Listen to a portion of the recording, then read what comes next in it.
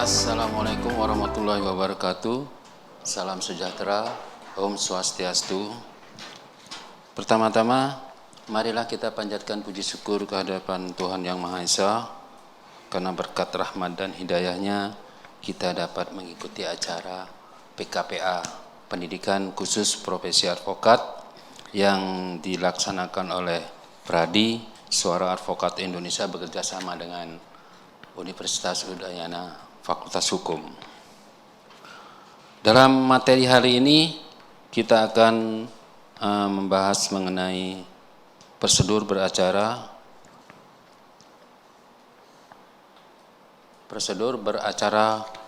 di peradilan agama, mulai dari surat kuasa sampai dengan putusan pengadilan secara teori dan praktek. Untuk itu akan dibawakan oleh Bapak Hirmawan Susilo. Beliau adalah hakim dari Pengadilan Agama Denpasar yang sudah cukup lama menjadi hakim, dan saat ini beliau adalah hakim aktif di Pengadilan Agama Denpasar. Kami juga sering bertemu dengan beliau di dalam persidangan, dan beliau sangat kooperatif dan sangat terbuka dalam hal membagi ilmu. Untuk mempersingkat waktu, kami persilakan kepada Bapak Hirmawan Susilo untuk menyampaikan materi. Persilakan, Pak. Baik. Terima kasih, moderator. Assalamualaikum warahmatullahi wabarakatuh. Om Swastiastu. Selamat malam kepada seluruh hadirin peserta PKPA Pradi. Terima kasih bahwa saya diberi kesempatan untuk hadir lagi bekerja sama dengan Pradi, diberi kesempatan untuk hadir di sini untuk sharing lah. Perkenankan sebelumnya saya mohon maaf mewakili Bapak Ketua Pengadilan Agama Denpasar untuk menjadi pemateri dalam acara kali ini. Namun demikian, sebelumnya saya juga menyampaikan permohonan maaf yang kedua, bahwa saya bukanlah seorang akademisi yang bisa menyampaikan hal yang sifatnya ilmiah secara tersusun struktur keilmiahan. Oleh karena itu, hal-hal yang saya sampaikan nanti lebih banyak mungkin tukar pengalaman di bidang praktek acara perdata di peradilan agama. Namanya karena kita tukar pengalaman, maka kepada hadirin sekalian saya persilahkan untuk bertanya kapan saja. Tidak usah ragu-ragu memotong pembicaraan saya untuk mengajukan pertanyaan, meskipun mungkin tidak semua hal bisa saya jawab.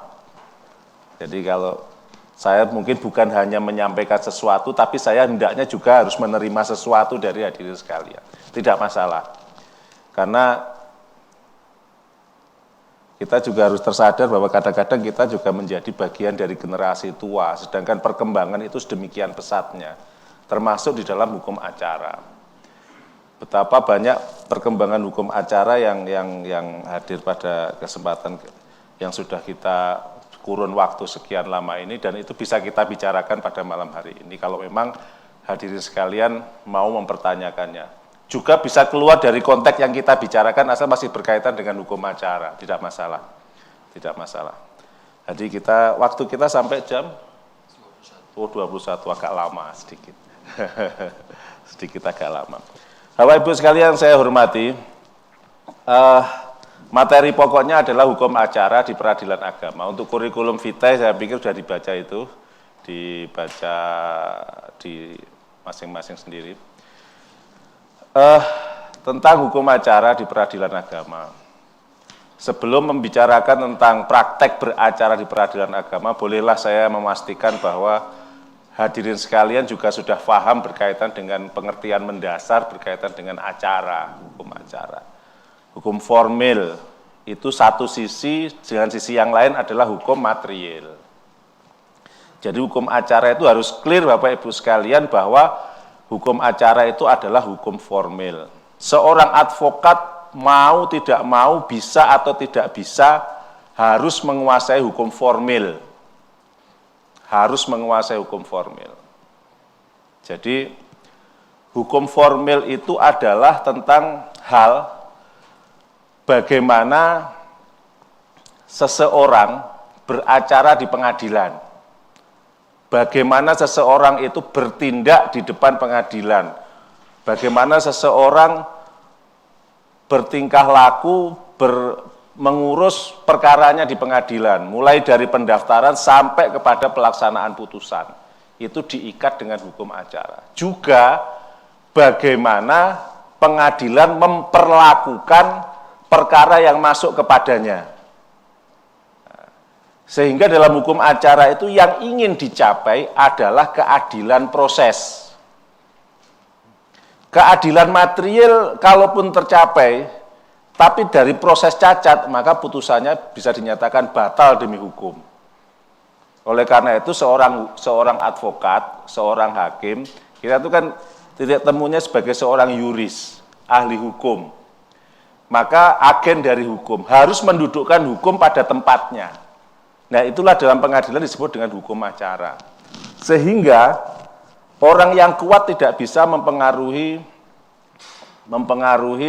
sebuah keputusan dengan kekuatannya. Juga orang yang lemah tidak berputus asa terhadap keadilan yang ingin dia capai. Itulah kepastian hukum dari hukum acara. Hukum acara di pengadilan agama itu sama dengan adalah hukum acara perdata yang berlaku di pengadilan umum, di peradilan umum, kecuali diatur dengan aturan-aturan khusus yang berlaku di peradilan agama. Sehingga peradilan agama itu memang sebenarnya peradilan yang khusus. Karena jenis perkaranya khusus, dalam beberapa hal memang kemudian hukum acara juga diatur secara khusus. Tapi secara umum adalah hukum acara perdata yang berlaku di peradilan umum juga berlaku di peradilan agama dengan kekhususan-kekhususan yang ditentukan oleh aturan perundang-undangan.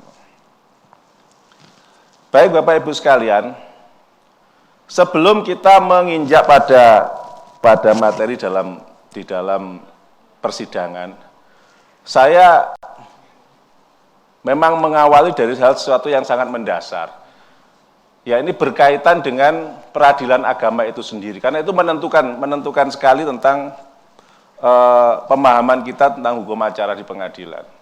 Berangkat dari pengertian dan kedudukan pengadilan agama serta kewenangannya.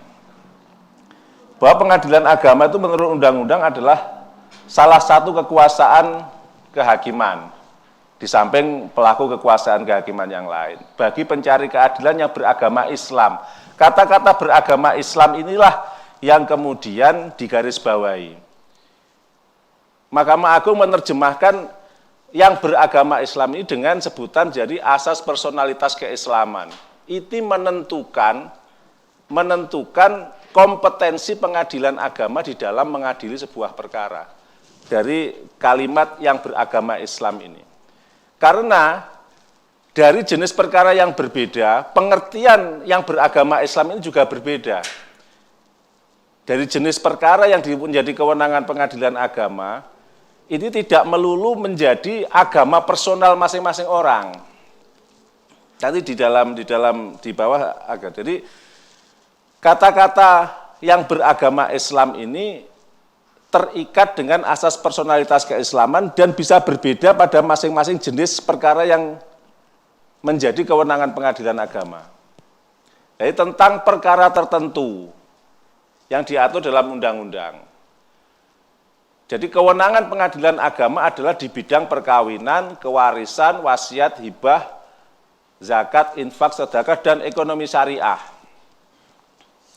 Nah inilah kata-kata beragama Islam di bidang perkawinan, pengertian beragama Islam itu adalah sepanjang akad antara suami dan istri atau orang yang terikat perkawinan yang menjadi perkara itu dilaksanakan berdasar hukum Islam dan dicatat di kantor urusan agama.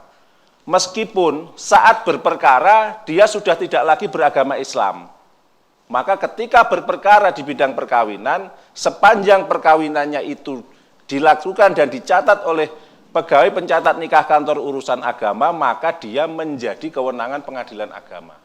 Meskipun saat berperkara di pengadilan agama, salah satu atau kedua belah pihak sudah tidak beragama Islam. Itu tercakupan dalam pengertian beragama Islam di bidang perkawinan. Kemudian, di bidang kewarisan, pengertian beragama Islam yang menjadi kewenangan pengadilan agama di bidang kewarisan itu berbeda dengan perkara di bidang perkawinan. Kalau perkara di bidang kewarisan, asas personalitas keislaman tadi pengertiannya adalah sepanjang pewarisnya. Pewaris itu ada dalam hukum waris itu kan ada 4 hal. Ada pewaris, yaitu orang yang meninggal. Ada ahli waris, itu orang yang ditinggal, yang berhak menjadi ahli waris. Ada harta waris, itu adalah harta yang mau dibagi. Kemudian ada bagian waris, itu ketentuan tentang bagian masing-masing ahli waris. Itu 4 unsur itu kalian harus tahu. Bapak Ibu sekalian harus tahu di situ. Nah, pengertian asas personalitas keislaman di bidang kewarisan adalah bukan perkawinan yang mendasari bukan perkawinan yang mendasari pewaris yang meninggal, tetapi agama pewaris saat dia meninggal dunia. Sepanjang dia beragama Islam, maka sengketa kewarisannya, perkara kewarisannya menjadi kewenangan peradilan agama. Meskipun semula dia tidak beragama Islam. Meskipun salah satu atau semua ahli warisnya tidak beragama Islam, sepanjang pewarisnya beragama Islam, maka dia menjadi kewenangan peradilan agama. Sebaliknya, apabila pewarisnya tidak saat meninggal dunia tidak beragama Islam, meskipun sebagian atau seluruh ahli warisnya beragama Islam, maka ketika berperkara tidak menjadi kewenangan pengadilan agama. Kan berbeda sekali dengan perkara perkawinan yang mendasarkan pada akad perkawinan. Ini sama sekali tidak. Jadi agama personal yang dianut saat seorang meninggal dunia. Itu yang menentukan kewenangan. Kemudian di bidang wasiat, hibah, dan wakaf, ini adalah identik dengan istilah-istilah yang menjadi kekhususan dari hukum Islam. Okay. Tetapi dalam berperkara di bidang wasiat, hibah, wakaf, zakat, infak itu tidak melulu harus orang beragama Islam. Masyarakat-masyarakat yang merasa dirugikan atau berkepentingan terhadap pengelolaan terhadap hibah atau adanya sengketa wakaf yang sudah tidak terus dan dikuasai oleh pihak ketiga yang dia meskipun tidak beragama Islam tidak masalah ketika dia berperkara. Asal dia punya kepentingan hukum terhadap hal itu, maka dia bisa menjadi kewenangan peradilan agama. Asal subjeknya substansinya berkaitan dengan misalkan wakaf. Bahkan juga diajukan class action berkaitan dengan itu, atau gugatan kelompok terhadap hal-hal yang menjadi terhadap sengketa misalkan di bidang pengelolaan infak, pengelolaan zakat, dan lain sebagainya itu. Jadi bukan agama personal dari masing-masing orang. Nah, kemudian yang berkaitan dengan ekonomi syariah, maka berkaitan dengan kewenangan peradilan agama, orang yang kata-kata beragama Islam itu pengertiannya adalah sepanjang akad yang mendasari antara debitur dan kreditor itu didasarkan pada akad ekonomi syariah atau hukum ekonomi Islam. Ekonomi yang kita kenal dengan ekonomi syariah. Meskipun agama personal dari masing-masing itu tidak beragama Islam. Sepanjang akadnya didasarkan atas pada hukum Islam, maka ketika berperkara dia menjadi kewenangan pengadilan agama. Jangkauannya termasuk kepada eksekusi hak tanggungan, parate eksekusi, perlawanan eksekusi, perbatalan putusan arbitrase syariah, itu menjadi kewenangan pengadilan agama. Sepanjang substansinya didasarkan atas akad berdasarkan ekonomi syariah atau hukum ekonomi Islam. Sampai di sini ada yang dipertanyakan? Yang di rumah bisa juga chat, juga ada apa-apa, bisa dilayani oleh admin. Ya, mungkin sebelum dilempar. Oke, monggo. Sedikit. Oh ya, silakan. Mungkin ada pertanyaan dari saya bahwa apakah bagaimanakah dalam yang umum terjadi mengenai hukum perkawinan apabila yang mengajukan itu adalah laki-laki atau suami yang mengajukan gugatan atau istri yang mengajukan gugatan, apakah ada perbedaan dengan peradilan umum? Perceraian maksudnya? Ya, oh, perceraian. Kan menarik, jadi Iya, mungkin iya, biar iya, bisa. Oke. Berkaitan dengan perkara perceraian, memang di dalam hukum Islam yang diterapkan di pengadilan agama membedakan antara perceraian yang diajukan oleh seorang suami dan perkara perceraian yang diajukan oleh seorang istri. Perkara yang diajukan oleh suami disebut dengan perkara cerai talak. Perkara yang diajukan oleh seorang istri disebut dengan cerai gugat. Mengapa demikian? Ini berkaitan dengan kekhususan hukum perceraian di dalam hukum syariat, hukum Islam. Jadi dalam Islam itu, seorang suami yang ketika menikah dengan seorang istri, laki-laki yang menikah dengan seorang wanita itu diberi hak untuk menjatuhkan talak. Jadi talak itu ada di tangan suami. Namun tidak mengurangi hak seorang istri untuk juga mengajukan gugatan.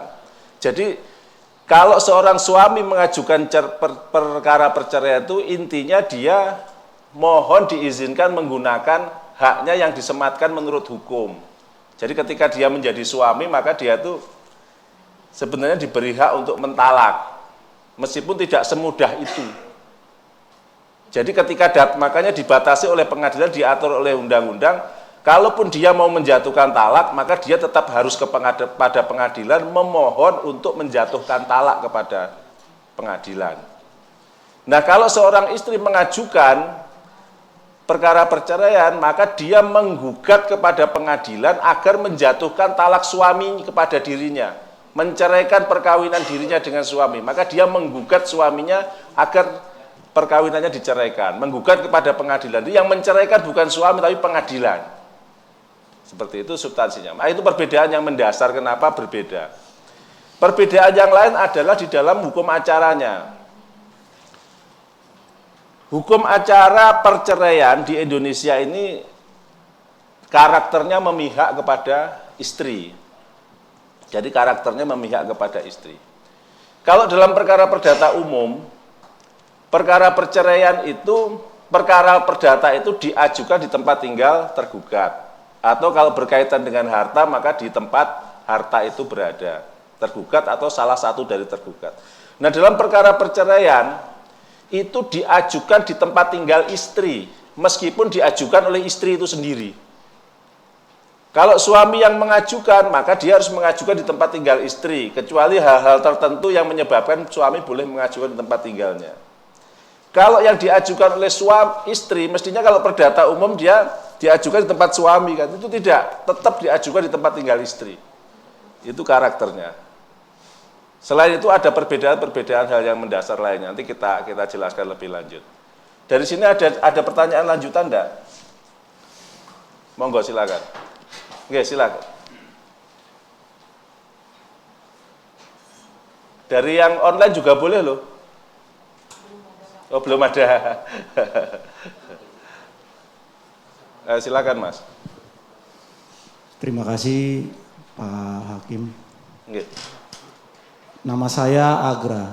Agra. Jadi saya tertarik dengan apa yang dikatakan sama Bapak narasumber, yaitu perceraian yang dilakukan suami yaitu dengan talak. Siap. Terus untuk istri dengan ajukan gugatan. Okay. Nah, untuk mengajukan gugatan itu apakah perlu dilampirkan permohonan seperti kalau suami talak, lalu istri permohonan gugatan seperti itu? Ya, cukup. Ya, terima Baik. kasih. Terima kasih pertanyaannya. Langsung Pak ya. Langsung. Intinya sama. Jadi yang saya katakan tadi bahwa hukum acara yang berlaku di peradilan agama adalah hukum acara yang berlaku di peradilan umum. Jadi sama, setiap perkara yang diajukan harus diawali dengan sebuah surat gugatan.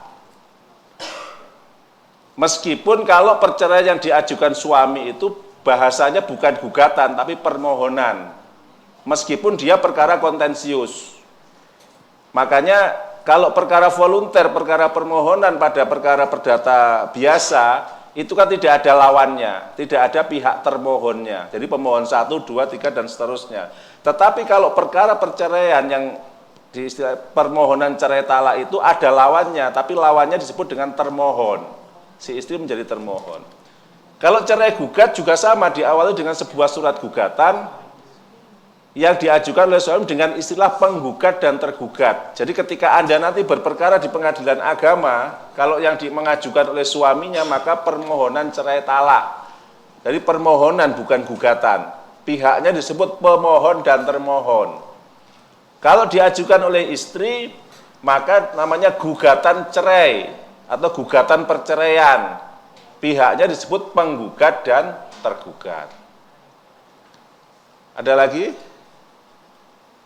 Kalau dasar membuat gugatan nanti kita bicarakan selanjutnya. Ada lagi? Kita lanjutkan bisa? Lanjutkan? Baik. Kalau berkaitan dengan sejarah hukum acara, oke lah. Tidak perlu kita bahas, saudara, banyak sekali bahan yang berkaitan. Nah, ada hal yang sangat menarik yang saudara sekalian harus tahu. Harus tahu bahwa secara garis besar, beracara di peradilan agama itu ada 3 kelompok. 3 kelompok yang semuanya terikat dengan hukum acara yang saudara harus paham. Jadi tips ya, tips pengacara advokat yang pengen menangan itu harus paham, harus menguasai hukum acara. Jadi banyak sekali putusan pengadilan itu yang dibatalkan karena cacat formil, cacat hukum acaranya, bukan cacat materialnya. Jadi kalau hukum material itu asasnya terbuka, jadi hakim boleh kontra legem, boleh menyimpangi dan lain sebagainya, sepanjang berdasarkan atas keadilan. Tapi kalau hukum acara itu tertutup asasnya, closed system istilahnya. Jadi harus dilaksanakan seperti itu kecuali ada aturan yang memperkecualikannya, yang memperbolehkan untuk diakui, itu hukum acara. Makanya advokat itu mau tidak mau, suka tidak suka harus menguasai hukum acara. Itu ya. Nah, kelompok yang pertama adalah hukum acara yang berlaku sebelum persidangan. Sebelum persidangan itu Anda harus menguasai hukum acara mulai dari diajukannya sebuah perkara sampai kepada persidangan dilakukan. Jadi pada proses hukum acara tentang pemanggilan itu harus dikuasai oleh pihak berperkara, apalagi seorang advokat. Kemudian yang kedua, hukum acara yang berlaku saat persidangan. Dimulai dari sidang pertama sampai kepada pembacaan putusan, itu harus dikuasai. Baik sidang yang manual, sidang pertemuan langsung offline maupun persidangan yang dilaksanakan secara online. Sebagai seorang advokat, saudara nanti harus punya akun elektronik, alamat elektronik. Perkembangan hukum acara sudah sedemikian rupa sehingga seorang advokat tidak dimungkinkan lagi untuk mengajukan perkara secara manual. Jadi harus secara elektronik. Ketika nanti saudara sudah dilantik menjadi seorang advokat, saudara harus segera mendaftar di PT, Pengadilan Tinggi, untuk tentang alamat elektronik saudara. Saudara nanti kalau sama-sama berhadapan dengan advokat, maka harus persidangan elektronik. Kalau yang dilawan bukan advokat, boleh persidangan tatap muka. Tapi kalau sama-sama advokat, harus dengan persidangan elektronik. Dan itu ada hukum acaranya tersendiri, semoga nanti ada waktu untuk kita bicarakan tentang persidangan elektronik di KMA nomor 129, karena agak ada perbedaan-perbedaan yang cukup mendasar di dalamnya. Kemudian yang kedua adalah hukum acara pasca dijatuhkannya putusan. Yakni mulai saat pemberitahuan putusan, menghitung waktu inkrah van guisde atau berkekuatan hukum tetap, res judicata, kemudian hukum acara yang berlaku dalam pelaksanaan putusan atau eksekusi. 3 kelompok besar itu untuk memudahkan saudara memahami di mana tahapan-tahapan ketika saudara beracara. Kita lanjut. Nah, ini tadi yang berkaitan dengan ketika berperkara di pengadilan agama, maka yang pertama saudara harus pahami itu adalah memahami tentang kompetensi absolut pengadilan agama dan kompetensi relatif pengadilan agama. Mungkin sudah clear ya, yang apa itu absolut, apa itu relatif ya. Tidak ada yang masih beragu-ragu ya. Intinya gini, mohon maaf jika saya jelaskan lagi, tapi beberapa teman itu kadang-kadang masih bingung. Kalau kompetensi absolut itu, pokoknya kalau ada pertanyaan gini, sebuah perkara itu diajukan di pengadilan agama atau di pengadilan umum, itulah kompetensi absolut. Saudara harus tahu, perkara itu menjadi kewenangan pengadilan agama atau menjadi kewenangan pengadilan umum. Itu harus tahu, harus dikuasai, itu namanya kompetensi absolut. Salah mengajukan menyebabkan perkara itu batal demi hukum, tidak dapat diadili, tidak menjadi kewenangan, tidak dapat diterima. Bukan batal demi hukum, tapi gugatan pasti tidak diterima. Karena tidak menjadi kompetensi pengadilan yang Anda tuju. Itu harus paham. Makanya harus paham tentang asas personalitas keislaman yang saya jelaskan tadi. Kalau perkara perkawinan maka seperti ini, perkara kewarisan seperti ini, wakaf seperti itu, dan sedekah seperti itu. Termasuk ekonomi syariah. Jadi itu harus saudara pahami, harus clear. Nah, satu hal lagi sebelum saya buka pertanyaan lagi, atau mungkin ada yang bertanya silakan juga sambil saya nerangkan. Apa-apa. Ya? Ada? Nah, di mana? Bisa ditunjukkan.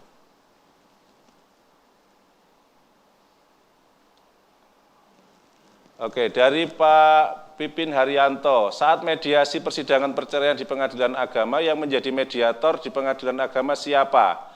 Kalau dari pengadilan agama sendiri kurang independensinya, jadi lebih baik mediator di luar pengadilan. Baik, nggak apa-apa. Pak Pipin, terima kasih. Mungkin Pak Pipin sudah sering ke pengadilan agama. Jadi sama, di pengadilan agama juga terikat dengan perma atau peraturan Mahkamah Agung nomor 1 tahun 2016 tentang mediasi di pengadilan. Jadi di pengadilan manapun, di pengadilan agama, peradilan umum, dan bisa juga di TUN, harus mencantumkan nama-nama mediator. Nama-nama mediator, dan mediator yang dicantumkan itu adalah mediator yang tidak berasal dari peradilan agama.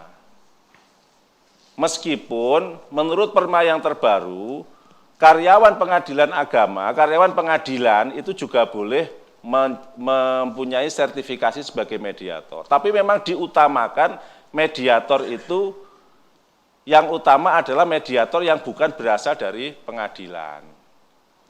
Jadi begitu, ada mediator-mediator yang bersertifikat, yang mendaftar di pengadilan untuk menjadi mediator. Atau pengadilan kalau tidak ada yang mendaftar, pengadilan mencari beberapa referensi mediator yang ada di sekitar kota itu untuk didaftar sebagai mediator. Seperti itu. Nah, namun demikian, kembali kepada perma itu sendiri, bukan soal independensi atau tidak independensi. Para pihak itu punya kebebasan untuk memilih mediator, Mas Pipin. Jadi di perma itu, mediator majelis hakim memberi kesempatan kepada para pihak perkara untuk memilih mediatornya sendiri. Dan itu diberi kesempatan 2 hari. 2 hari oleh pengadilan kalau memang dia mau memilih mediator. Kalau 2 hari kemudian dia tidak melapor atau tidak mencapai kesepakatan dengan tergugat untuk memilih mediator, maka pengadilanlah yang menentukan mediatornya. Nah, para pihak memilih tadi bisa dari mediator yang namanya sudah terdaftar di pengadilan, yang dipasang di papan pengumuman, atau mediator yang dari luar, yang bersertifikat tentunya. Nah, jadi diberi waktu kalau memang dia ingin memilih mediatornya sendiri.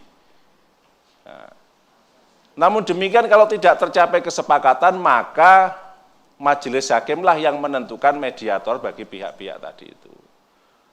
Nah, seperti itu. Soal independensinya dan lain sebagainya itu diberi kebebasan untuk memilih mediator. Nah, kalau tidak cocok dengan mediator yang sudah ada, tidak ada mediator, maka barulah mediator yang berasal dari pengadilan. Hakim yang bukan menjadi pemeriksa perkara yang bersangkutan. Itu urutannya seperti itu. Jadi Mas Pipin jangan ragu-ragu apabila punya mediator, Pak saya punya mediator sendiri. Dan itu pengadilan wajib memberi waktu 2 hari untuk memilih mediatornya. Seperti itu. Nah kemudian, jika berkaitan dengan mediasi di pengadilan soal independensi, apabila mungkin dikhawatirkan soal independensi itu berkaitan dengan soal biaya dan lain sebagainya. Jadi di aturan itu memang apabila mediasi itu dilaksanakan oleh hakim atau pegawai pengadilan, maka tidak boleh dilaksanakan di luar gedung pengadilan. Harus dilaksanakan di gedung pengadilan yang dihadiri kedua belah pihak, kecuali dalam kaukus ya.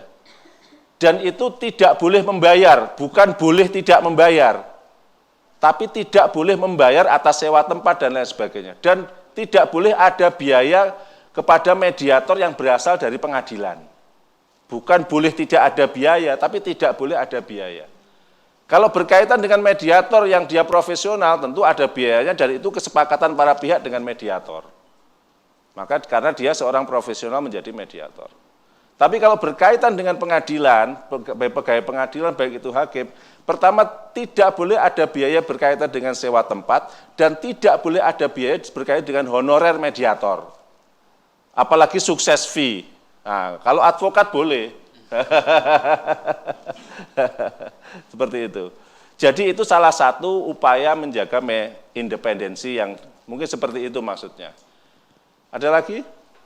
Mungkin terkait dengan pertanyaan Pak Pipin ini, Nggih. apabila salah satu pihak menunjuk mediator, pihak yang lain menolak bagaimana? Makanya itulah disebut dengan tidak sepakat. Kalau tidak ada kesepakatan, maka majelis hakim yang menunjuk mediatornya. Ya. Itu ketentuannya begitu. Tidak mungkin dibiarkan tidak sepakat, dipaksakan punyanya salah satu pihak dan mengabaikan yang lainnya. Tentu tidak mungkin. Maka majelis hakim menunjuk mediator yang dianggap paling sepakat. Ya. Paling. Oke, ada lagi? Cukup, kita lanjutkan. Ada lagi yang dari... Oke, silakan satu lagi. Mohon izin bertanya dari Putu Karina Sari Devi, Mbak Putu. Mbak Karina, mohon izin bertanya, terkait dengan cerai gugatan diajukan ke pengadilan tempat istri bertempat tinggal. Bagaimana jika istri tidak lagi tinggal dengan suami misal di Denpasar, tapi istri tinggal di rumah orang tua di Gianyar? Terkait tersebut, di manakah gugatan tersebut diajukan di Pengadilan Agama Denpasar Gianyar? Kalau meninggalkan tempat tinggal, jadi ukurannya pertama adalah tempat tinggal terakhir yang didiami oleh suami dan istri. Kemudian ukuran yang kedua, siapa yang meninggalkan tempat tinggal itu? Kalau istri, saya pahami, kalau istri yang meninggalkan tempat tinggal itu, kemudian ukuran yang ketiga, bagaimana ketika dia meninggalkan tempat tinggal itu? Apakah dengan cara melawan hukum, kalau bahasa hukum Islam namanya nusus, dengan cara melawan hukum, atau memang dia sudah mendapatkan keadaan di mana dia harus menyelamatkan diri misalkan? Diusir oleh suaminya, mendapatkan kekerasan suaminya, atau justru dipulangkan oleh suaminya, maka jika keadaan seperti itu, maka diajukan di Pengadilan Agama Gianyar, di tempat tinggal istri. Jika istri meninggal dengan cara melawan hukum, mungkin mohon maaf banyak sekali juga yang meninggalkan rumah dengan pasangan barunya. Pengadilan agama itu kan sering disebut terminal akhir perselingkuhan. Wah. Luar biasa. Mayoritas itu. Jadi dengan cara seperti itu maka suami berhak mengajukan di tempat tinggalnya. Itu mungkin jawaban saya pendek. Ada lagi sebelum saya lanjutkan? Oke, monggo Pak. Speakernya ada Pak di mic.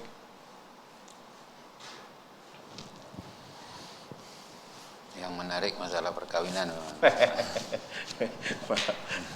Terima kasih atas silakan. waktu yang diberikan. Selamat malam buat Bapak Hakim. Selamat malam Pak. Sebelumnya saya perkenalkan diri saya, nama Agung Jaya. Pada kesempatan ini saya ingin menyampaikan ini suatu misal ada perkara Pak. Ini ada pasangan suami istri yang sudah sah memiliki akte perkawinan. Siapa? Di mana dalam rumah tangga yang bersangkutan ini telah dikaruniai 3 putri. Namun dari pihak suami ini menghendaki punya anak laki-laki.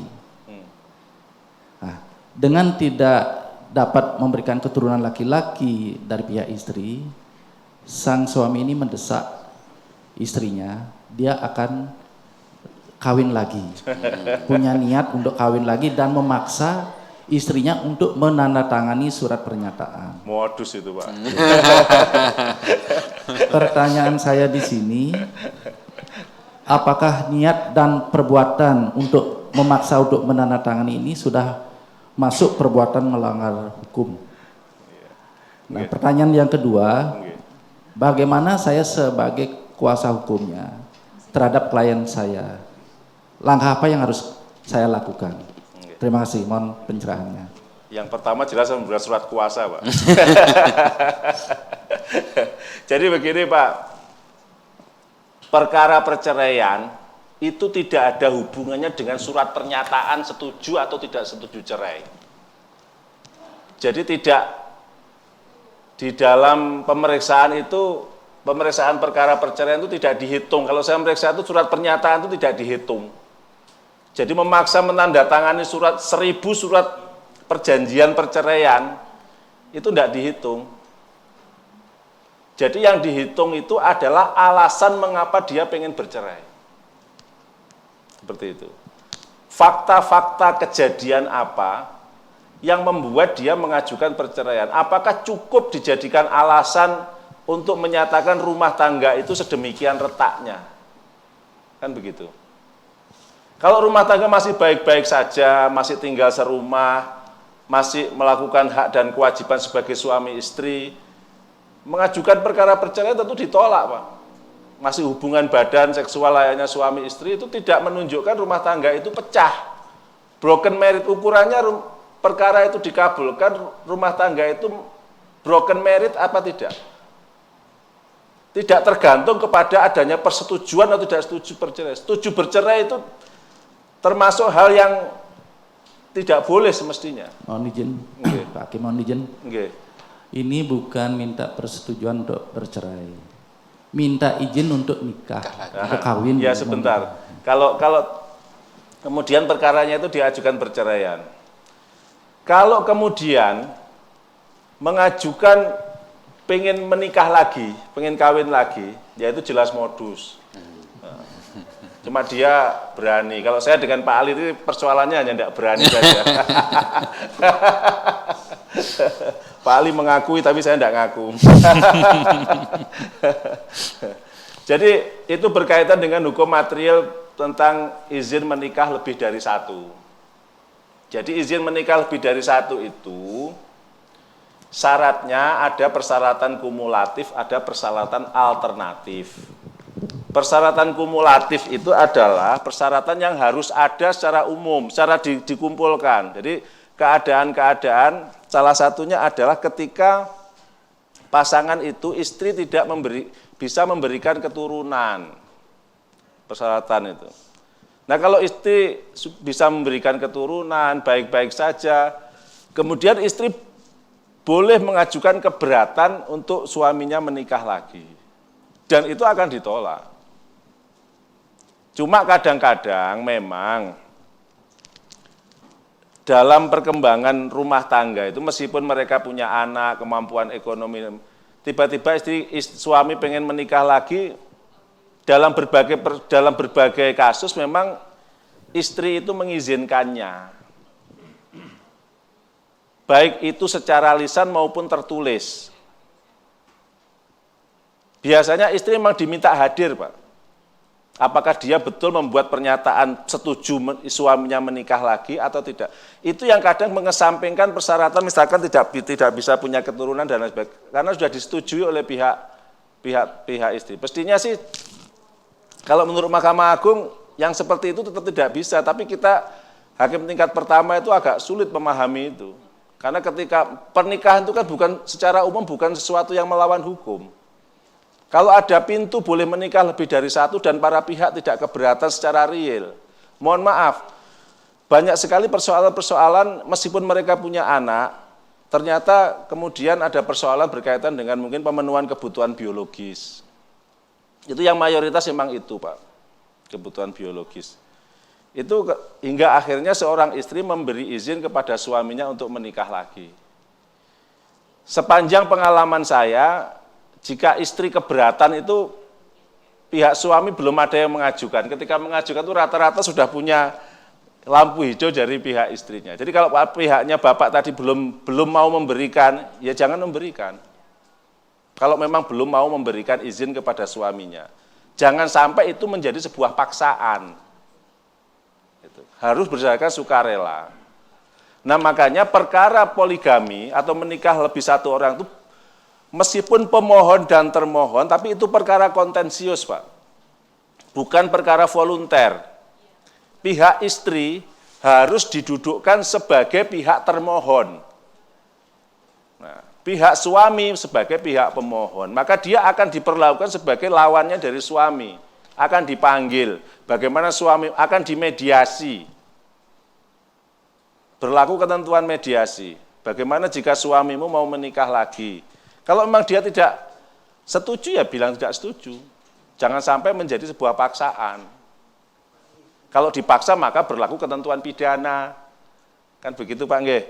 Nah, kemudian yang kedua, mumpung kita berbicara tentang poligami, dalam permohonan poligamis, pertama harus diajukan secara kontensius, mendudukan istri sebagai termohon.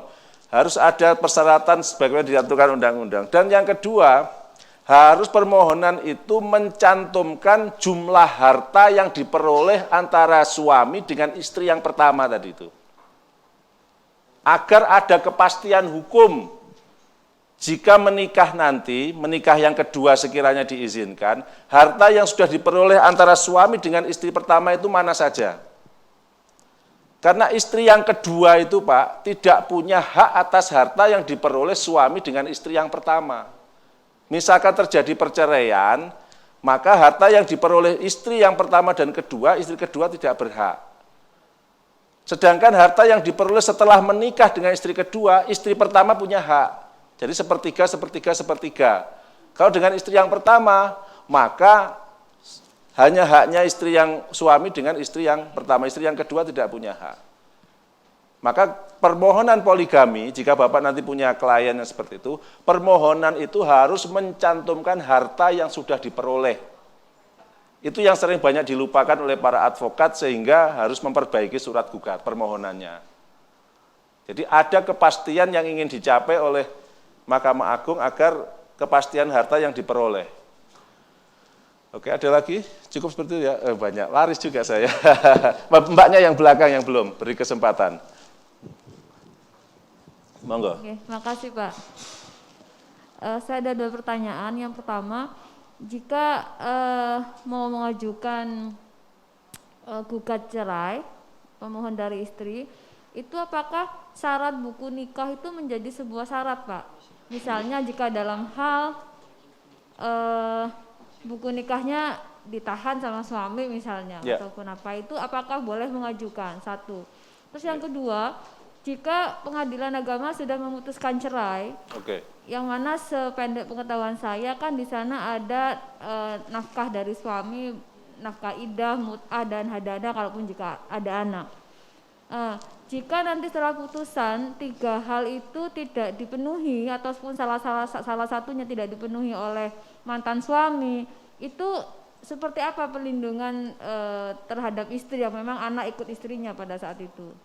Apakah si istri bisa mengajukan keberatan kepada pengadilan agama pasca perceraian atau bagaimana, Pak? Mohon penjelasan, terima kasih.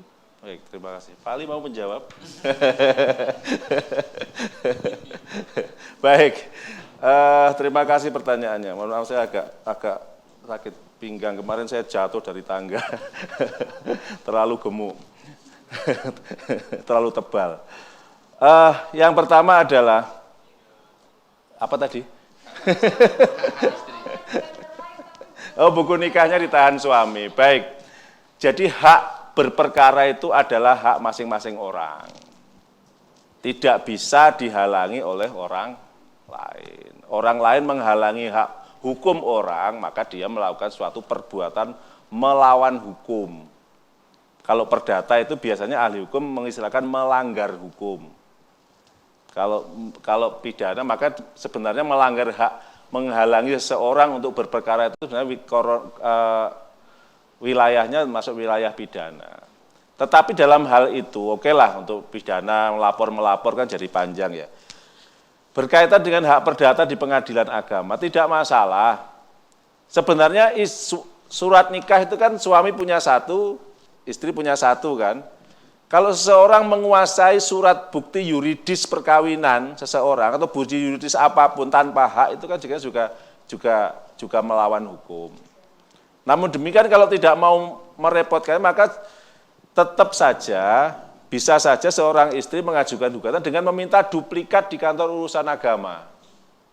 Tentu di sana ada syarat administratifnya. Biasanya surat kehilangan, ya bilang aja suratnya hilang, begitu, nggak apa-apa. Minta surat kehilangan kantor polisi, minta duplikat di KUA. Jadi yang buku nikah itu, atau yang di catatan sipil itu bukan akta nikah Bapak Ibu sekalian, itu kutipannya. Akta nikahnya di mana? Yang dipegang pegawai pencatat nikah itu. Makanya pegawai pencatat nikah punya catatan-catatan berkaitan dengan buku itu, akta nikahnya itu, dia bisa mengeluarkan duplikatnya. Atau untuk perkawinan-perkawinan lama yang misalkan surat nikah itu rusak, hilang, di KUA juga tidak ada di KUA mungkin juga, atau di catatan sipil juga tidak ada, sana juga kena banjir misalnya. Banyak. Di kantor saya dulu di Situbondo itu kena banjir bah itu buku-buku arsip-arsip hilang. Semisal itu akta nikah di KUA hilang, tidak punya bukti lain perkawinan, bisa tetap mengajukan perkawinan dengan kumulasi pengesahan nikah. Jadi pengesahan nikah karena akta hilang, kumulasi untuk perkara perceraian. Jadi mencantumkan dalil-dalil tentang dahulu perkawinannya. Tetap bisa. Jadi intinya tidak bisa dihalangi. Banyak cara menuju di situ. Nah yang kedua berkaitan dengan perlindungan hukum. Perlindungan hukum terhadap pasca perceraian bagi perempuan dan wanita dan istri. Ya. Jadi memang Mahkamah Agung itu memihak sekali kepada wanita. Gitu. Berbahagialah para wanita. Maka sampai keluar sebuah perma tahun 2017 tentang wanita yang berhadapan dengan hukum. Itu membawa perubahan yang besar sekali terhadap hukum acara.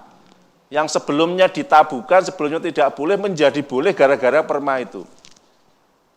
Saya agak panjang sedikit, tidak apa-apa ya.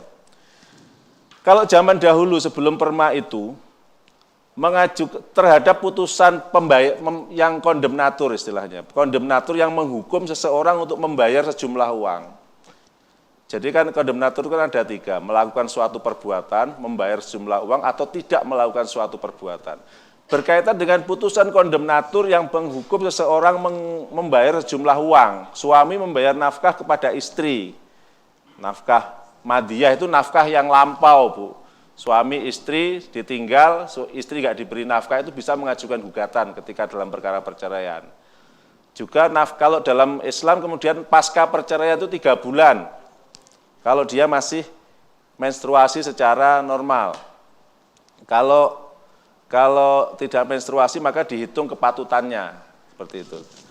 Itu menjadi kewajiban suami apabila bercerai dan istri tidak nusus, tidak melanggar hukum, maka pengadilan dapat membebankan nafkah suami kepada istri untuk selama masa iddah. Kemudian mut'ah itu pengganti rasa cinta, istilahnya begitu. Pengganti rasa cinta yang disia-siakan oleh suaminya. Tapi kalau suami tidak berhak menuntut pengganti rasa cintanya, nah, istri punya hak untuk mengganti rasa cintanya, itu mut'ah namanya.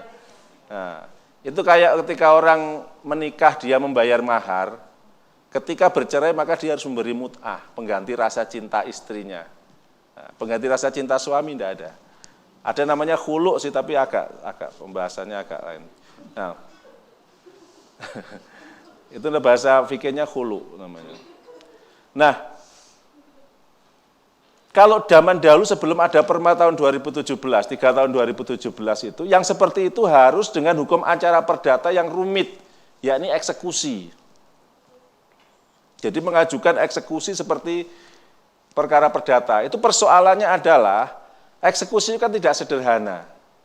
Nafkahnya hanya 5 juta, 3 juta, biaya eksekusinya bisa banyak. Belum tentu ada barang yang dieksekusi, karena harus menjual barangnya suami kan. Kan sudah digelapkan semuanya, mobil digelapkan, rumah dijual kan jadi tidak. Nah sekarang dengan Perma itu, begitu mudahnya Mahkamah Agung untuk mengubah ketentuan hukum acara yang sudah bagus sejak zaman Belanda itu, diubah bahwa dengan menyandra surat bukti perceraian suami sampai dia membayar. Itu baru keluar suratnya seminggu yang lalu. Makanya sekarang itu kalau ada putusan nafkah, baik kalau yang mengajukan suami, dia tidak membayar nafkah, dibebani membayar nafkah itu saat ikrar talak dia tidak membayar, maka dia tidak bisa ikrar talak. Kalau yang mengajukan istri, dibebani nafkah suami, dia tidak mau membayar, maka bukti perceraiannya ditahan pengadilan. Itu berdasarkan Perma nomor 3 tahun 2017. Padahal dahulu seperti itu diharamkan, tidak boleh. Harus pakai hukum acara, hukum eksekusi. Sehingga banyak sekali putusan pengadilan yang tidak bisa dilaksanakan. Tapi sekarang tentu bisa dilaksanakan karena akta perceraian milik suami akan ditahan oleh pengadilan. Dengan pemberlakuan cakupan atau ekstensi dari Perma 3 2017, perempuan yang berhadapan dengan hukum tadi itu. Ya kalau sampai dia membayar, suami tidak boleh tidak memperoleh akta perceraian. Kalau suami istri boleh, itu perlindungan hukumnya begitu. Iya, suaminya kan. Iya.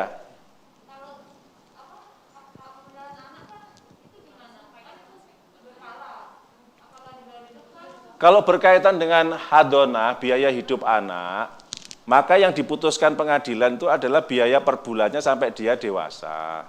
Tentu apabila nanti dia tidak terbayar, maka yang mengasuh anak itu bisa melakukan upaya hukum, ya eksekusi lah yang seperti itu. Belum ada ketentuan yang misalkan menyandra harta suaminya sebagai jaminan pembayaran itu sampai sekarang juga belum ada.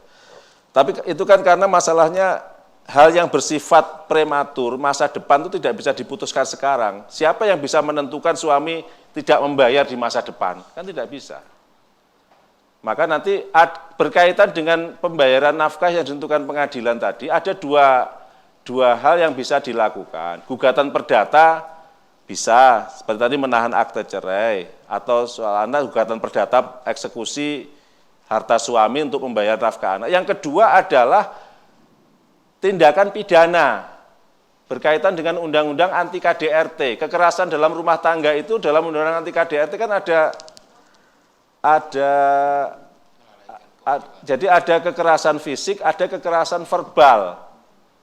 Jadi kekerasan fisik, dan ketiga adalah kekerasan dalam bentuk penelantaran. Jadi tidak memberi nafkah itu bisa dimasukkan dalam kategori tindak pidana penelantaran. Itu sebenarnya paling efektif, pasti dibayar. Pertama biasanya sih, kalau mau eksekusi kan rumit di pengadilan agama, perkara perdata itu ya. Suruh aja ke polisi bawa surat putusan itu, pasti ditahan suaminya. Dan itu nangis-nangis, gulung-gulung itu. Baru semalam mungkin masih gagah ya, 5 malam pasti sudah gulung-gulung itu. Itu belum masuk proses itu, pasti minta damai. Ya? Tapi tetap pengen kawin lagi Pak sedikit. Jadi itu bukan soal berat dan berat, karena memang itu hal dasar yang menjadi kewajiban suami terhadap orang yang menjadi lingkup kewajibannya.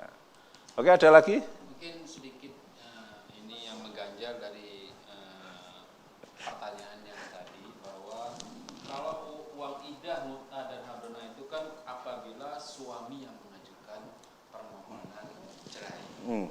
Itu wajib suami membayar idah, muta, dan hadonah. Ya, terus? Tapi kalau yang mengajukan istri, yaitu gugat cerai, apakah istri berhak juga memperoleh idah, mut'ah, dan hadonah? Berhak, sama-sama.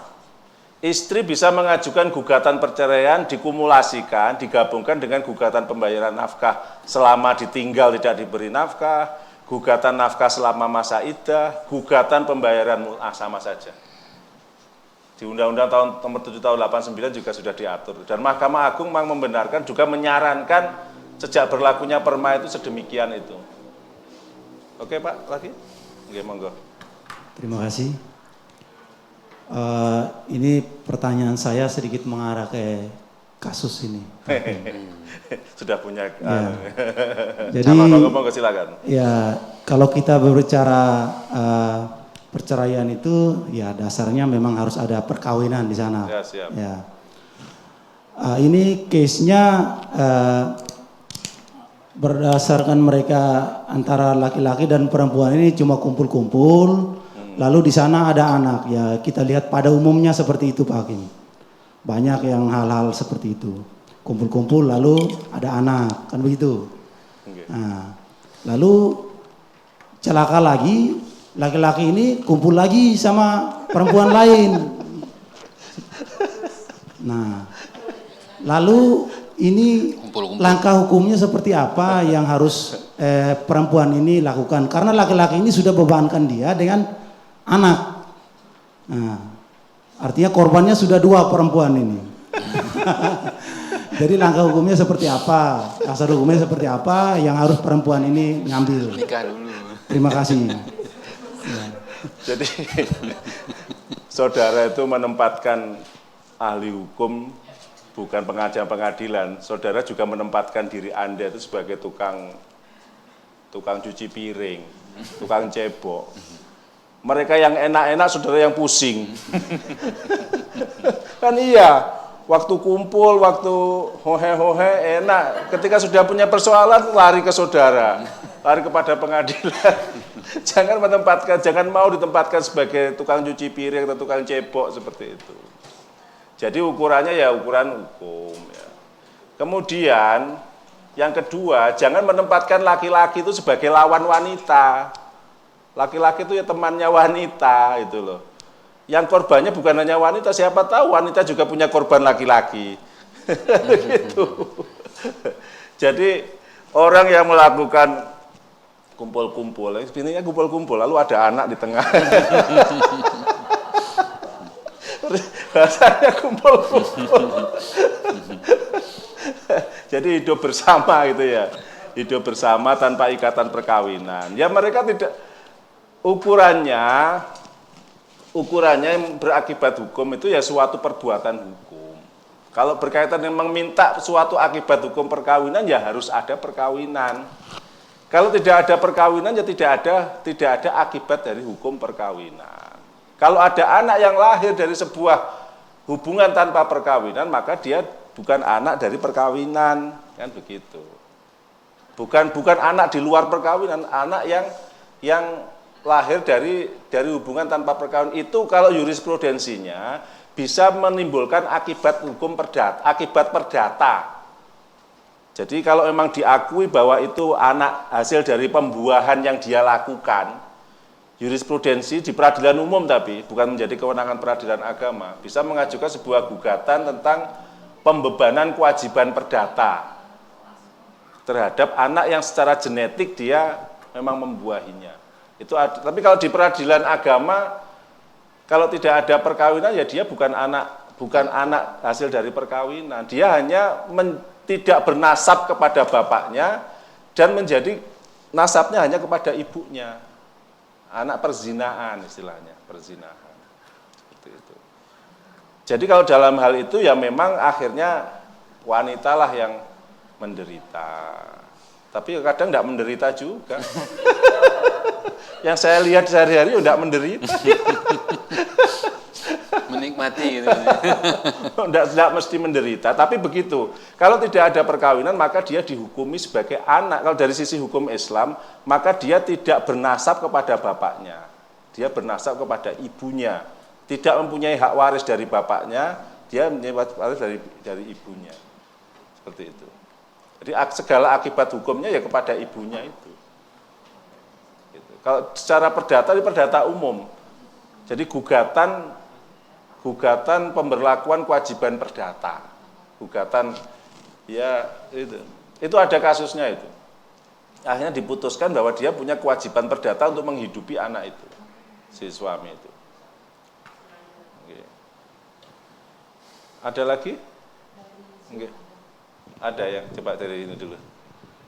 Saat mediasi perkara perceraian, ini yang tadi nih, yang tampil ini. Yang lainnya? Ini yang tadi. Ini yang tadi itu. Dulu pengadi luar. Nah, ini. Dari Pak Ketut Jina. Ibu atau Pak? Selamat malam narasumber, selamat malam. Saya Ketut Jina, bertanya di mana gugatan diajukan oleh agama Islam dan juga agama Hindu, mohon penjelasan. Orang yang beragama Islam dan orang yang beragama Hindu gitu ya. Ini Ibu atau Pak ya, Pak Ketut Jina? Pak ya. Pak ya. Pak Ketut Jina. Seperti yang saya katakan tadi di awal, jadi harus memahami kompetensi absolut di bidang perkawinan. Di bidang perkawinan itu ukurannya bukan agama yang saat ini dianut. Tetapi saat perkawinan dilaksanakan berdasarkan hukum perkawinan Islam atau hukum perkawinan yang tidak berdasar hukum Islam. Kalau perkawinan hukum Islam tentu dicatat di kantor urusan agama. Kalau di luar Islam di catatan sipil. Sepanjang perkawinannya dicatat di kantor urusan agama, meskipun sekarang dia beragama Hindu atau beragama Katolik atau Kristen, itu tetap menjadi kewenangan pengadilan agama. Kalau perkawinannya dicatat tidak di kantor urusan agama, tapi di catatan sipil, meskipun sekarang beragama Islam, maka menjadi kewenangan peradilan umum. Seperti itu Pak Ketut Jina, saya paham. Kemudian from Pipin Haryanto, Pak Pipin lagi, harta dari perceraian dan sekarang dikuasai oleh perempuan. Perempuan selalu mempertentangkan perempuan dan laki-laki. Dan menurut saya laki-laki itu teman perempuan. Karena saya menikah dengan perempuan. Tidak menikah dengan laki-laki. Apakah bisa dijual padahal belum ada kesepakatan bersama? Baik, berkaitan dengan harta dari perceraian atau dari perkawinan mestinya. Itu harta, saya pahami, harta yang diperoleh selama masa perkawinan, belum ada pembagiannya, namun dijual oleh salah satu pihak, kan begitu ya. Pihak yang merasa dirugikan bisa mengajukan gugatan pembatalan jual beli. Kalau dia merasa berhak. Selain itu juga bisa mengajukan gugatan kepada pengadilan agama tentang pembagian harta bersama. Kalau sudah terlanjur dijual, kalau sudah dikuasai pihak ketiga, mendudukkan pihak ketiga itu sebagai salah satu tergugat, bukan turut tergugat, karena dia menguasai objek. Tergugat itu filosofisnya adalah orang yang melanggar haknya penggugat dan dia akan minta dihukum. Pihak ketiga yang menguasai harta dengan cara melawan hak, maka dia minta dihukum oleh penggugat supaya dia menyerahkan harta itu. Jadi bisa melakukan gugatan harta bersama, termasuk melakukan pembatalan jual beli yang sudah dilakukan oleh salah satu pihak. Biasanya kalau berkaitan dengan tanah, itu tidak akan bisa kalau notaris pasti melihat diperoleh selama perkawinan atau tidak perkawinan. Kalau selama perkawinan pasti tidak bisa dibuat akte peralihan haknya. Misalkan diperoleh suami istri, kemudian dijual oleh suami saja tanpa melibatkan istrinya, biasanya notaris tidak akan mau seperti itu. Kalau ada yang mau, keterlaluan. Tentu tidak akan mau. Kalau barang memang bergerak, itu yang sulit. Mobil, berlian, nah itu yang sulit. Tapi tetap bisa diajukan gugatan pembatalannya. Nah, seperti itu. Ada yang tadi, Pak, Ibu, monggo silakan, Bu. Selamat malam, Pak Hakim. Selamat malam. Nama saya Paulina. Saya mau menanyakan mengenai perjanjian kawin atau prenuptial agreement. Siap. Jadi sebelum pernikahan si wanita dan pria sepakat melakukan prenuptial agreement. Maksudnya tentu saja untuk menjaga nanti selama pernikahan kalau misalnya terjadi perceraian. Lalu menikah secara Islam dan kemudian terjadi perceraian, sampai sejauh mana prenuptial agreement ini bisa diakui oleh pengadilan agama, apakah mempunyai legalitas, lalu juga apakah meskipun sudah ada prenuptial agreement, masih ada hak-hak dari mantan istri ini dari perceraian tersebut. Terima kasih Pak Hakim. Baik, terima kasih Bu Paulina. Jadi perjanjian itu asasnya adalah Pacta Sunt Servanda. Jadi perjanjian itu adalah undang-undang bagi orang yang membuatnya. Maka perjanjian yang dibuat itu adalah akta. Akta. Dalam perkawinan, orang yang melakukan perjanjian pemisahan harta, biasanya begitu Bu Paulina ya. Perjanjian pemisahan harta itu dia harus mencatatkan kepada pegawai pencatat nikah. Jadi mencatatkan bahwa di antara mereka sudah membuat perjanjian pemisahan harta. Jadi kalau seperti itu maka dia bernilai sebagai akta otentik dan itu dilindungi oleh Undang-Undang Perkawinan Bu Paulina. Pertanyaannya sejauh mana pengadilan mengelaborasi atau mengakui perjanjian, mengakui secara utuh, karena itu tidak melawan hukum. Jadi diakui seperti bunyi perjanjian yang sudah disepakati itu. Bahkan putusan MK yang terakhir, dahulu kan di pertentangan disyaratkan Undang-Undang PP 975 dan Undang 174, perjanjian pemisahan harta itu harus dilakukan sebelum perkawinan dan dicatatkan oleh kepada pegawai pencatat nikah. Tapi kemudian diajukan judicial review di Mahkamah Konstitusi dan diputuskan kembali kepada asas perjanjian. Pembatasan seperti itu bahasa kasarnya ya mungkin dianggap tidak memenuhi asas perjanjian. Sehingga kalaupun dilakukan setelah perkawinan, maka itu tetap berlaku sebagai perjanjian perkawinan. Kalau dahulu harus dibuat sebelum perkawinan, tapi sejak berlakunya undang-undang putusan MK judicial review terhadap ketentuan itu, maka perjanjian yang dilakukan pasca perkawinan pun menjadi sah. Karena perjanjian itu tidak melanggar hukum. 1320 KUH Perdata sepanjang memenuhi itu, maka dia tetap sah. Seperti itu. Nah, yang penting lagi, bahkan perjanjian perkawinan itu menjadi sebuah kewajiban ketika seseorang melakukan perkawinan campuran. Banyaknya orang di wilayah Bali, terutama Denpasar, Badung, itu yang menikah dengan orang asing. Berkaitan dengan asas kebangsaan, untuk asas perlindungan hukum disebut dengan asas kebangsaan. Kalau Anda membaca di Undang-Undang Nomor 5 Tahun 60, juga Peraturan Presiden Tahun 2015, itu ada asas kebangsaan dan asas perlindungan terhadap wilayah. Orang Indonesia yang menikah dengan orang asing itu wajib membuat perjanjian pemisahan harta. Apabila mereka tidak membuatnya, maka yang WNI itu tidak punya kedudukan hukum untuk memiliki harta berupa barang tetap, tanah. Jadi kehilangan haknya sampai dia membuat perjanjian itu. Itu agar tanah yang ada di Indonesia itu tidak dikuasai oleh orang asing dalam hak milik. Menurut saya, biasanya saya sebutkan dalam putusan itu, memberikan sejengkal tanah kepada orang asing di wilayah Indonesia, wilayah Bali ini, sama dengan mengakui kedaulatan negara asing di dalam negara Indonesia. Meskipun hanya 10 kali 10 meter. Sama dengan saya memberikan kedaulatan, mengakui kedaulatan warga negara Jerman melalui warga negaranya terhadap tanah negeri Indonesia ini. Maka saya tidak akan pernah mau memutuskan hak milik meskipun dia mengakui sudah membelinya dan lain sebagainya. Jadi kalau bahkan perlindungan hukum itu begitu masif, warga negara Indonesia yang melakukan perkawinan campuran yang tidak membuat perjanjian pemisahan harta itu, maka dia tidak punya kedudukan untuk mengajukan gugatan sebagai pemilik hak atas tanah. Seperti itu. Kemudian pertanyaan yang kedua berkaitan dengan apakah masih ada hak berkaitan dengan penuntut nafkah. Tetap, kalau harta yang diperoleh suami dan istri menjadi haknya masing-masing, tidak menghilangkan kewajiban suami dalam memberi nafkah kepada istri. Tetap sih. Seperti itu. Oke, kita lanjutkan dulu ya, ini banyak ntar ya. Yang berkaitan dengan tadi kewenangan absolut, sekarang adalah memahami tentang perkara permohonan atau volunteer.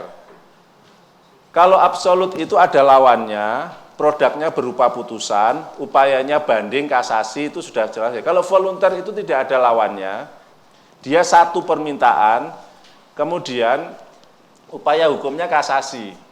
Nah, dalam perbedaan yang menonjol adalah saudara harus paham, pengadilan agama itu kan pengadilan yang khusus, kewenangannya ditentukan undang-undang, terlebih dalam perkara volunteer. Di peradilan umum, perkara volunteer itu juga ditentukan apa saja yang menjadi perkara volunteer, terlebih di peradilan agama. Maka saudara harus paham, sebuah perkara nanti harusnya diajukan secara volunteer atau kotensius. Jenis perkara volunteer yang di salah satu di ketentuan di Mahkamah Agung bahwa pengangkatan wali bagi anak yang belum mencapai usia 18 tahun atau belum pernah menikah dan tidak berada dalam kekuasaan orang tua. Jadi tentang pengangkatan wali itu perkara volunteer. Kemudian pengangkatan wali atau pengampu bagi orang dewasa yang tidak bisa mengurus hartanya. Kemudian dispensasi kawin. Dispensasi kawin itu pengertiannya belum memenuhi usia yang ditentukan. Dahulu 16 dan 19, sekarang 19 dan 19. Sudah ada perubahan Undang-Undang Nomor 1 Tahun 74. Kemudian perkara izin kawin bagi calon mempelai yang belum berusia 21 tahun. Jadi Bapak Ibu sekalian, kalau menikah belum berusia 21 tahun boleh, sepanjang usianya sudah 19 tahun, tapi tetap harus izin orang tua. Jadi itu hukumnya memang begitu. Kemudian pengesahan perkawinan yang diajukan oleh kedua suami istri. Bapak Ibu sekalian, pengesahan perkawinan itu adalah permohonan kepada pengadilan agar perkawinan yang dulu dilakukan, tidak dicatat oleh pegawai pencatat nikah, itu disahkan. Perbedaannya kan banyak ini kalau musim mau kampanye itu, apa itu biasanya kawin massal. Kawin massal, nanti terus serahkan nanti calon nomor sekian kan gitu ya.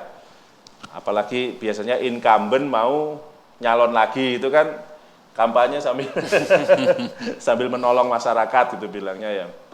Dengan kawin massal itu perbedaannya sangat tajam. Kalau kawin massal dinikahkan baru, orang sudah dulu menikah tapi tidak dicatat di pegawai pencatat nikah. Kemudian sudah tua-tua, sudah 10 tahun, 20 tahun, baru kemudian kawin baru. Itu akibat hukumnya hanya saat perkawinan mulai baru itu, yang 20 tahun dia sudah menikah tapi tidak dihitung. Nah kalau pengesahan nikah itu berlaku retroaktif, mundur ke belakang. Jadi disahkan sekarang tapi mundur 5 tahun saat dulu perkawinan itu dilakukan dengan segala akibat hukumnya. Jadi itu yang membedakan antara pengesahan perkawinan dengan kawin massal tadi itu. Nah, perkara pengesahan perkawinan kalau di dalam peradilan agama biar disebut juga dengan isbat nikah. Itu samarnya pengesahan perkawinan, artinya isbat itu menetapkan, nikah itu ya perkawinan. Jadi itu bisa diajukan secara kontensius, gugatan, bisa juga diajukan secara permohonan atau volunteer. Diajukan secara permohonan atau volunteer manakala yang mengajukan itu bersama-sama suami dan istri yang merasa sudah menikah tadi itu. Kalau salah satu dari suami atau istri tidak mau mengajukan, hanya salah satu yang mau mengajukan, satunya sudah katanya Paknya tadi sudah mencari korban yang lain, itu salah satu dari suami atau istri bisa mengajukan tapi dalam bentuk kontensius. Permohonan istilahnya tapi tetap kontensius. Istilahnya pemohon dan termohon. Pihak suami atau istri yang tidak mau mengajukan didudukkan sebagai pihak termohon.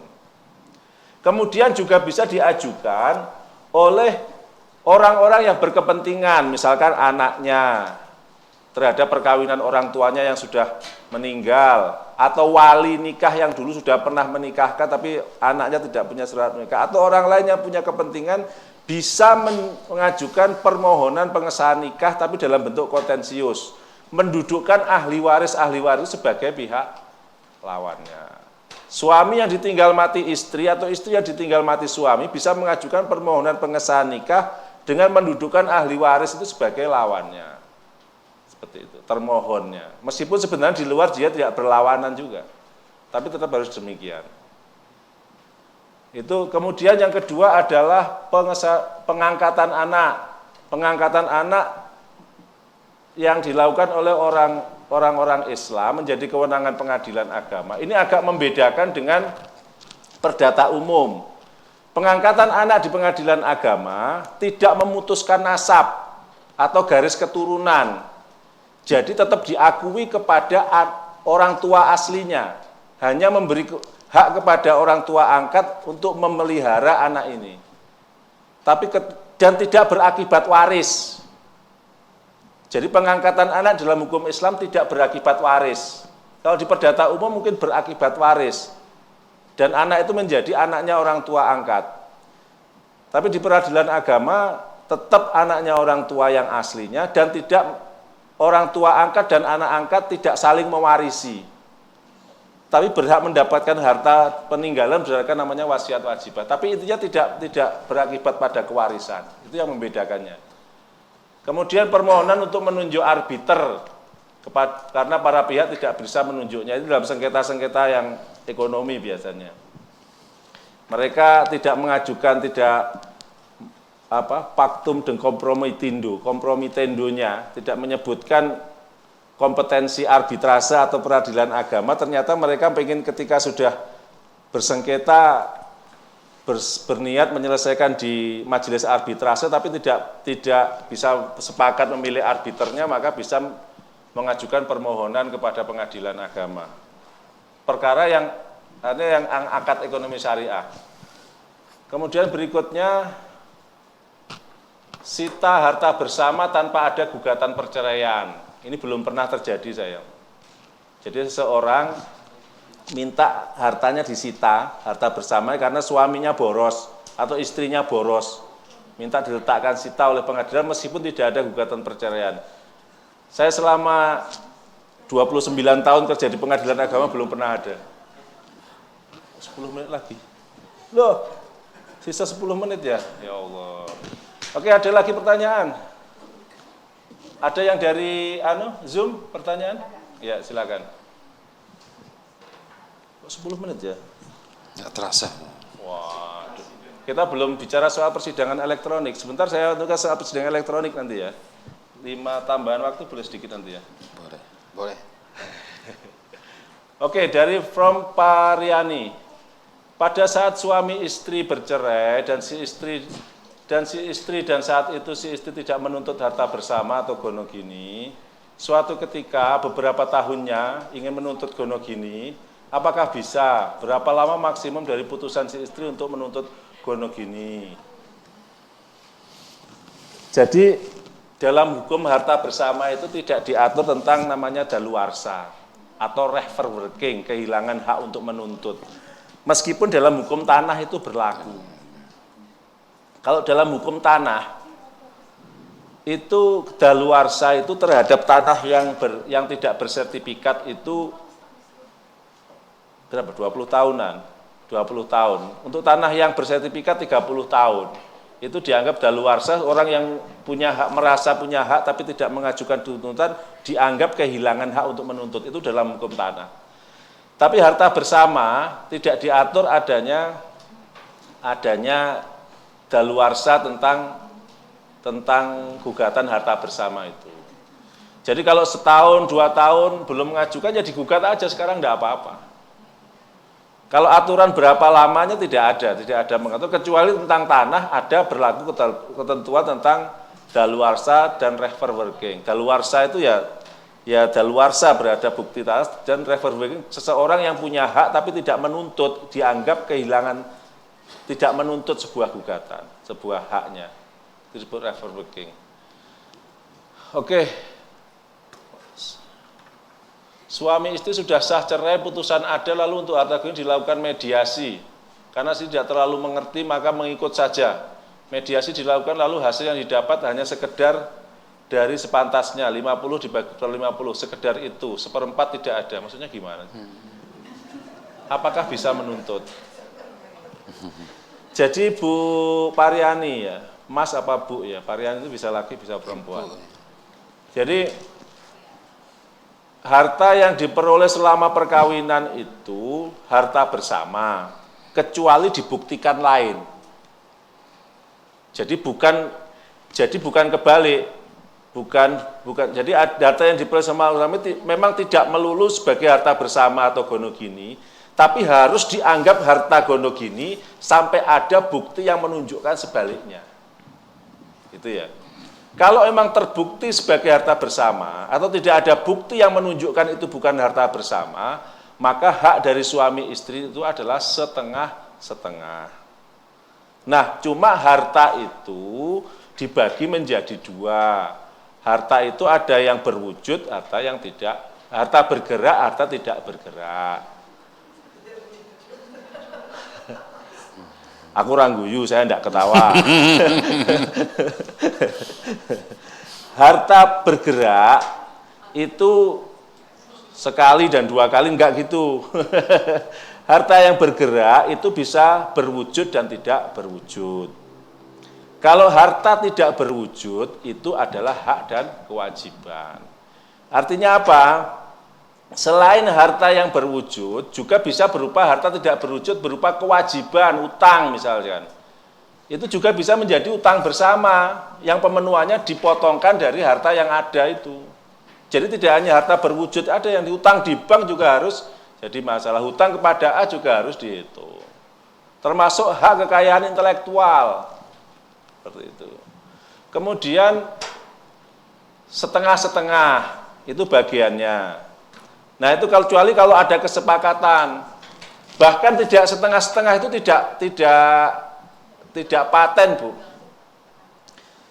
Dalam hal perkawinan yang istri menjadi tulang punggung keluarga kan banyak nggih. Banyak ya. Itu Mahkamah Agung menerapkan asas keadilannya dengan menyimpangi ketentuan 50/50. Karena rumah tangga itu kan pada dasarnya suami berkewajiban memberi perlindungan pada keluarga ya, nafkah dan sebagainya. Tapi kalau keadaan sebaliknya, maka bisa berakibat kepada pembagian harta bersama bisa 60-40, 70-30. Kalau memang ternyata dalam rumah tangga itu yang menjadi tulang punggung adalah istri. Itu bukan semata-mata karena membela istri, tidak. Karena suami telah mengabaikan kewajibannya dan menyerahkan kewajiban itu kepada menjadi tanggung jawab istri. Maka sebagai penghargaan tadi itu, harta bersama itu bukan hanya 50-50. Oke, waktunya kok habis ya? Ini belum masuk pada hot-hotnya ini. Nikah siri itu tadi. Oke, kemudian, saya boleh berbicara tentang persidangan elektronik ya. Bapak Ibu sekalian, kalau memang ini, materi ini mau ada yang ditanyakan, boleh dicatat nomor WA saya. Di situ nggak ada, di kurikulum vitae nggak ada ya? Tidak ada. Di 0821 543 093 40. Nomor cantik itu, karena susah dihafal. Nomor Saya jadul. perlu waktu untuk menghafal itu. Jadi bisa ditanyakan kepada saya, bilang dari PKPA ini, saya jawab kalau saya bisa. Jadi saya menjawab tapi tidak nanggung, jadi saya tidak tanggung jawab. Jadi bisa salah jawaban saya gitu. Maksudnya gini, itu bisa ditanyakan nanti, bisa ditanyakan lewat WA saya lah, itu dipelajari, bisa ditanyakan lewat WA kepada saya, insya Allah saya jawab meskipun tidak langsung. Jadi meskipun tidak langsung. Asal tidak bertanya bagaimana memenangkan perkara saya itu bagaimana, jangan. Kalau menanya tentang soal ilmu hukum, wajib saya jawab, meskipun belum tentu benar, gitu ya. Terutama soal kewarisan. Nah, dalam perkara kewarisan yang ingin saya banyak bicarakan, tapi tidak cukup waktu. Baik, boleh saya berbicara tentang persidangan elektronik. Mahkamah Agung dengan terakhir KMA nomor 129 tahun 2019. Mau tidak mau, suka atau tidak suka, Bapak Ibu sekalian sebagai advokat harus mempunyai alamat elektronik. Perubahan yang sangat besar dengan KMA ini adalah berkaitan dengan banyak hal. Di antaranya tentang domisili, alamat domisili Bapak menjadi alamat elektronik. Jadi menjadi alamat, ketika mengajukan perkara tidak punya pilihan lain kecuali mengajukan secara elektronik. Itu ya. Jadi Bapak harus mendaftar akun di pengadilan tinggi, nanti kemudian ketika mengajukan perkara, database-nya langsung bisa diakses oleh seluruh pengadilan. Jadi mengajukannya secara elektronik. Keunggulannya adalah biayanya lebih murah, juga lebih cepat proses perkaranya. Meskipun dalam banyak hal masih terjadi hukum acara yang agak tumpang tindih, tapi selalu bisa kita atasi.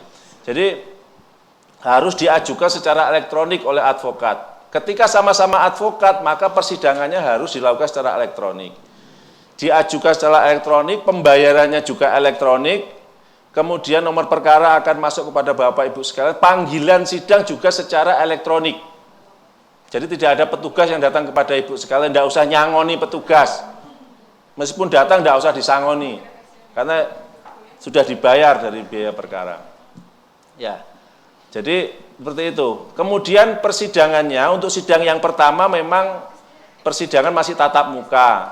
Kalau sama-sama advokat, mediasi, ketemu mediasi, setelah mediasi, jawab-menjawabnya juga harus elektronik. Jadi dari rumah saja. Setelah mediasi tidak berhasil, maka pengadilan menentukan jadwal persidangan elektronik mulai jawab-menjawab. Jawaban tergugat, replik penggugat, duplik tergugat, kalau ada replik, reduplik diperhitungkan, kalau ada duplik rekonvensi juga disampaikan. Nah, pembuktiannya harus pembuktian tatap muka, maka harus dijadwalkan. Efeknya adalah, kalau sudah dijadwalkan, ditentukan mulai awal sampai pembacaan putusan, Bapak Ibu sekalian tidak mematuhi jadwal itu dianggap lewat. Itu konsekuensinya. Kan biasanya kalau tatap muka, wah saya belum siap jawaban majelis, mohon ditunda. Oke. Kalau sudah elektronik tidak bisa. Itu yang membedakan. Enak bisa dari rumah, tapi tidak bisa ada waktu molor. Termasuk pembuktian. Pembuktian tatap muka tapi sudah dijadwalkan 1 kali atau 2 kali yang diminta. 2 kali terlewati belum cukup, ya cukup. Karena menentukan jadwal mulai dari jawaban sampai kepada pembacaan putusan. Seperti itu gambar. Termasuk kesimpulan dan putusannya, Bapak Ibu sekalian tidak perlu datang kepada pengadilan. Putusan akan dikirimkan kepada elektronik, alamat elektronik Bapak Ibu sekalian, baik sebagai penggugat maupun sebagai tergugat. Jadi cukup dari rumah kita bacakan di pengadilan dan kita kirim amar putusannya kepada alamat elektronik itu. Dianggap kehadirannya secara elektronik.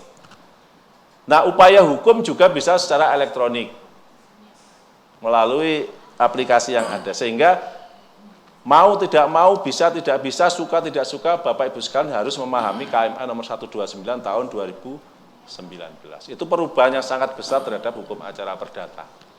Waktu habis, Pak? Ada pertanyaan terakhir. Oh, oke.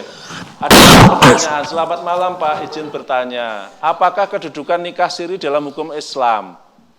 Maksudnya bagaimana mungkin ya? Apakah kedudukan nikah siri dalam hukum? Apakah nikah siri ini bisa diajukan sebagai alat bukti yang sah dalam kasus perceraian? Nikah siri itu, Bapak Ibu sekalian paham nggak nikah siri itu dari sisi etimologi, pengertian kata tahu nggak sih? Nikah siri itu kan banyak di sinetron ya. Sebenarnya itu banyak yang mengatakan nikah sirih gitu ya. Jadi ahli hukum harus tahu nikah siri itu apa. Nikah siri itu sebenarnya dari kata dari Arab.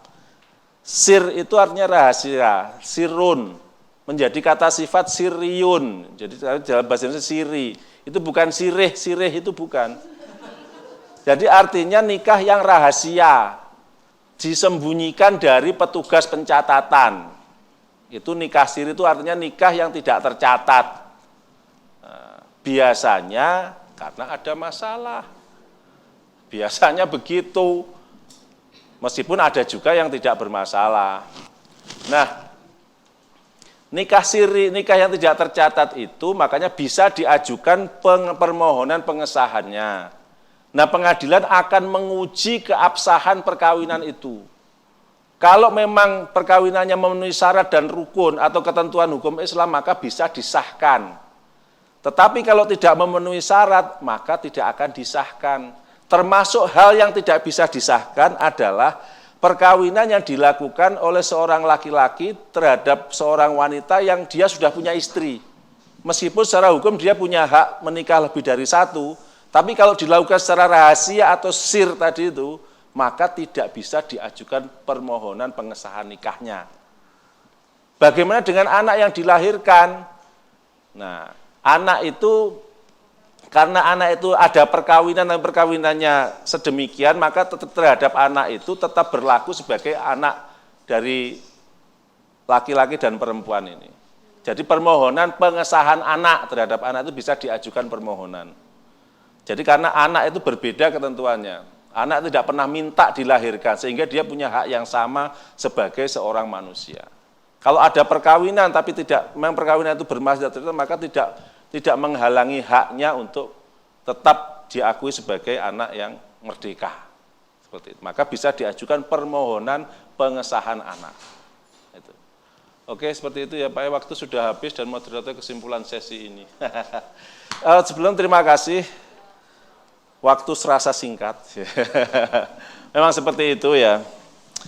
Mohon maaf apabila ada kesalahan, segalanya yang saya batalkan, segala keterbatasan saya, banyak keterbatasan.